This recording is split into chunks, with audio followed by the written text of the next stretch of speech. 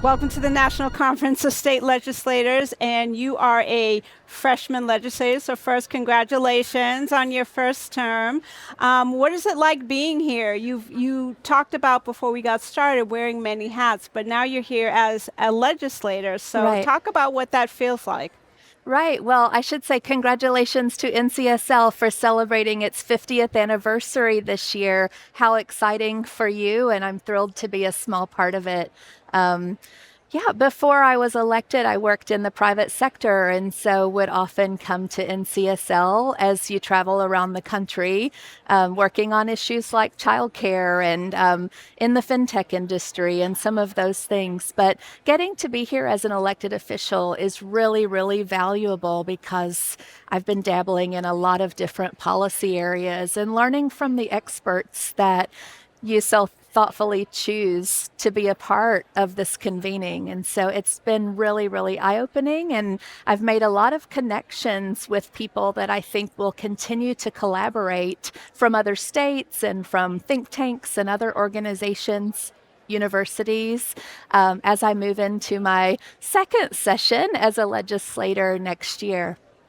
You have a child care bill that you are closely associated with it back home. Talk about what that bill is and what you're hoping to accomplish.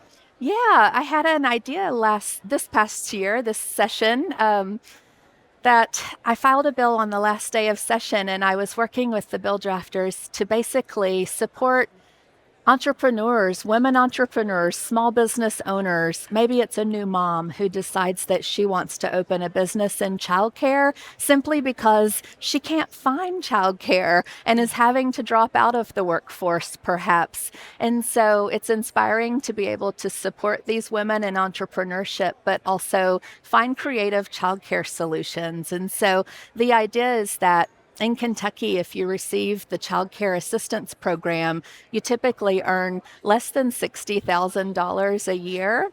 And so it would make no sense for you to take your children across town and drop them off in someone else's program, only to come back and run your own program out of your home with 6 or 10 children. And so the idea is that you would be able to use those CCAP dollars to enroll your own children as part of your program while providing slots for other moms and dads from your community that need childcare in order to go to work. And so we thought about it and we thought, does the federal government allow us to do this? And also, is anyone else doing this? And it turns out that Maine is doing a version of this. And so that gives us hope that maybe we can talk about it ahead of the next session beginning.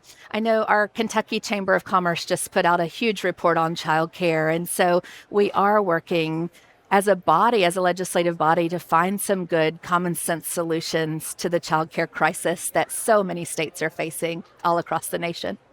You are a former teacher, Yes. and we know that there are cuts to early childhood education that are also looming, something that a lot of states are going to have to figure out how to close that gap, if you will. What are some of the things that you're hearing from constituents in your hometown? Well, I will say our education commissioner is my constituent. So I have like a direct line and also our two school superintendents that I serve their districts. We have very good communication. And so right now I'm looking at federal Head Start and state preschool. And our auditor just revealed that our state preschool isn't performing very well. And I feel like Head Start actually is a little bit of a higher standard. And so, like so many things, we're deregulating at the state level to better match those federal guidelines. I'm looking for ways that we can strengthen state preschool by looking to some of the good things that federal Head Start is doing for the benefit of those students and their learning so that, we can meet the goal of having more students reading on grade level by third grade, because we know that's a big indicator of their later success in life. I also read that you're pursuing your PhD. Yes, I was before I started with the legislature, and that's one Yeah. of the things I've put on hold, but I hope to return to it someday. I was Okay. about 2 years in. Okay. So, and how is that helping you in terms of the work that you're doing right now? And what are you hoping to walk away from this conference, to take back Hmm. to your hometown and to just get on the boots on the ground, just start running away with? What are some of those things that you're looking forward to? Yeah, thank you. Well, I'm a lifelong learner, and so I'm learning about all sorts of issues, even issues like energy, where I don't sit on the committee of jurisdiction necessarily. But you may have seen in the news that Kentucky has just received a big federal investment in nuclear for the western part of our state. It's something that I wholeheartedly support. We're traditionally an energy producer, and so I'm very excited for the future of nuclear energy in Kentucky and hope that we can support some data centers, or if it makes sense to do so in certain communities. There are communities like mine where it does not make sense to do so, but also I hope that we can provide enough energy so that we can share it with other states in our region. That's something I've really taken from this today. The